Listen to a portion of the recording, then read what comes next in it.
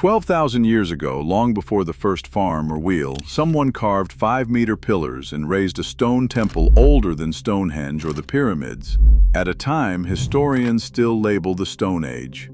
This one impossible site stands to rewrite everything you were taught about how civilization began. But if hunter-gatherers built a wonder like this, what else have we missed? And how deep do the contradictions go? Radiocarbon analysis places the earliest monumental activity at Göbekli Tepe around 9,600 BCE, more than 11,500 years ago. On a barren limestone ridge, workers carved and raised pillars that still defy easy explanation. The largest T-shaped stones stand up to 5.5 meters tall, almost the height of a 2-story house. Many weigh between 10 and 20 tons, shaped from single blocks of limestone quarried nearby. For comparison, the tallest stones at Stonehenge are 6,000 years younger and rarely exceed 4 meters. The Great Pyramid's oldest stones were stacked 7,000 years after Göbekli Tepe's enclosures were already ancient. Every pillar is carved with wild animals, foxes, snakes, boars, birds, etched in relief with a level of detail that would challenge an experienced sculptor today. Some show arms, hands, belts, or abstract symbols, hinting at a symbolic language lost to time. These carvings are not random scratches. Each one required thousands of hours with only flint tools, working limestone that resists every blow. The central enclosures are arranged in perfect circles, with twin pillars at their heart, surrounded by smaller stones locked into stone walls. The geometry is deliberate. The scale is monumental, and nothing about it fits the world described in textbooks. No other site from this era comes close to matching these dimensions or this level of artistry. The stones at Göbekli Tepe are not just old, they are impossibly old, impossibly large, and impossibly refined for a people who, on paper, should have been wandering bands with little more than spears and baskets. Yet here in the hard numbers is evidence that forces a question. Who had the vision and the means to build a temple complex before the first farm, before the first city, before history was supposed to begin?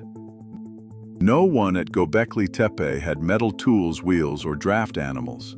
Every block was carved with flint picks and stone hammers, thousands of blows just to rough out a shape, and thousands more to smooth and decorate.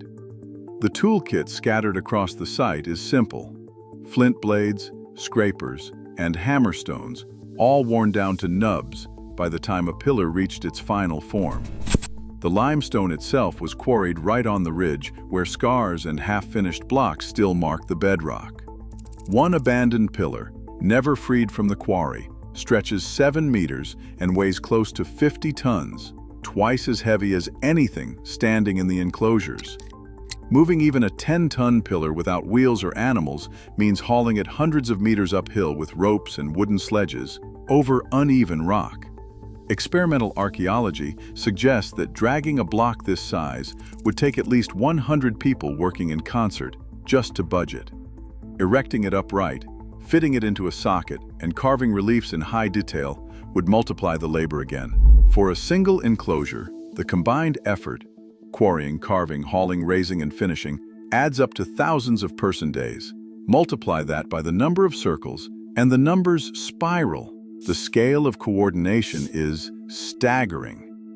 Without fields of grain to feed a workforce, every meal had to be hunted or gathered, every tool replaced by hand. Yet the builders pressed on, attempting ever larger stones, leaving behind a 50-ton pillar as a silent measure of their ambition. The logistics do not add up, not with the technology, not with the assumed lifestyle. The question is not just why they built it, but how they made the impossible routine. Excavators at Göbekli Tepe found the enclosures not open to the sky, but packed tight with limestone rubble, broken stone, and the bones of wild animals. The fill was not a slow accumulation of wind-blown dust or the result of collapsing roofs. Instead, every enclosure was deliberately backfilled, layer by layer, with material carried in from across the site. Stratigraphic studies reveal that the packing was dense and systematic.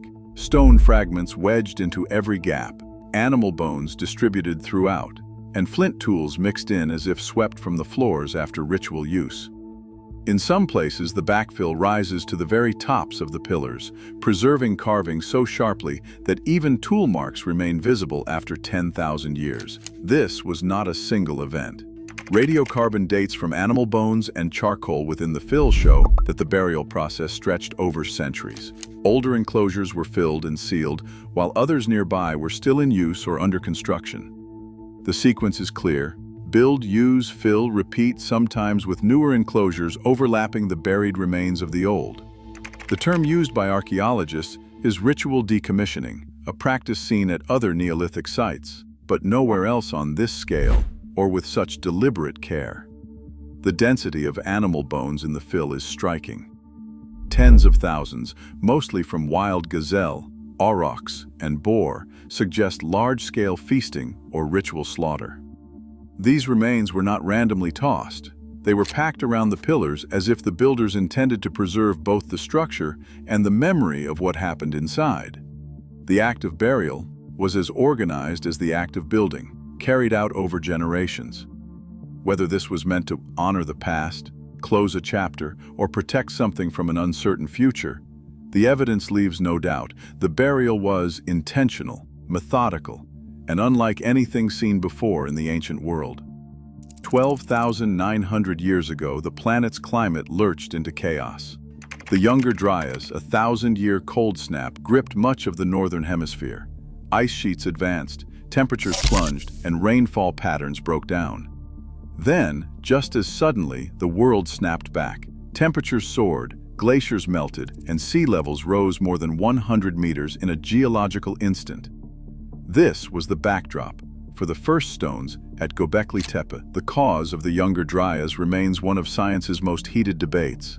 One group of researchers points to the sky. A comet fragment, they argue, struck the Earth around 12,800 years ago. The evidence is found at sites across North America, Europe, and the Middle East, where geologists have reported microscopic markers, nanodiamonds, grains of shocked quartz, and unusual spikes of platinum, all clustered in a thin layer at the start of the Younger Dryas. These are classic fingerprints of a cosmic impact. Greenland ice cores show a surge in platinum at the same time. Some see this as proof of a world-changing event, a comet strike that set off wildfires, plunged the climate into cold, and wiped out megafauna. But the impact hypothesis is far from settled.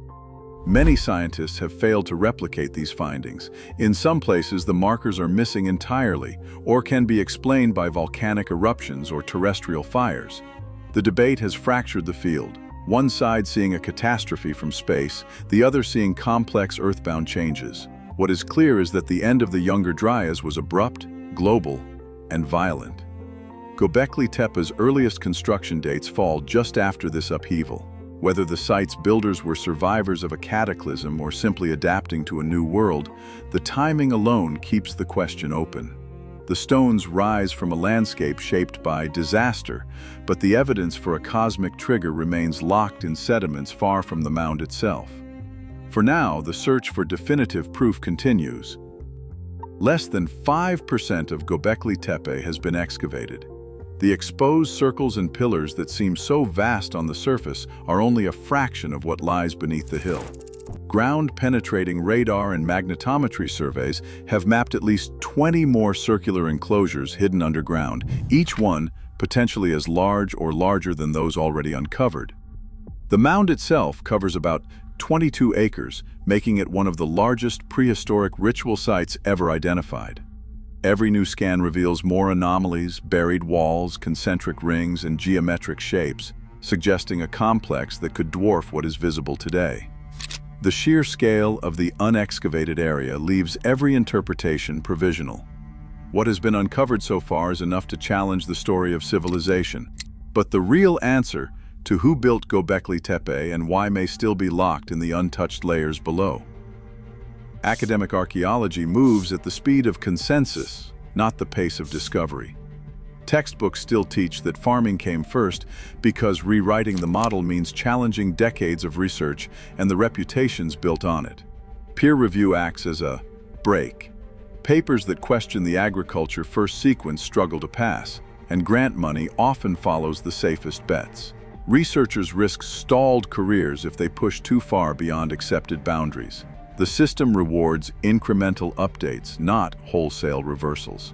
If Göbekli Tepe stands, the entire sequence of civilization, how humans organized, believed, and built, would have to be rewritten from the ground up. That is not just a debate about dates, it is a challenge to the foundations of how knowledge is built and protected. Today, textbooks still teach a story that Göbekli Tepe has already unsettled. As new layers emerge beneath the earth, our timeline of human potential keeps shifting. History isn't fixed, it's waiting for the next dig, the next question. The real mystery is how much we still refuse to see.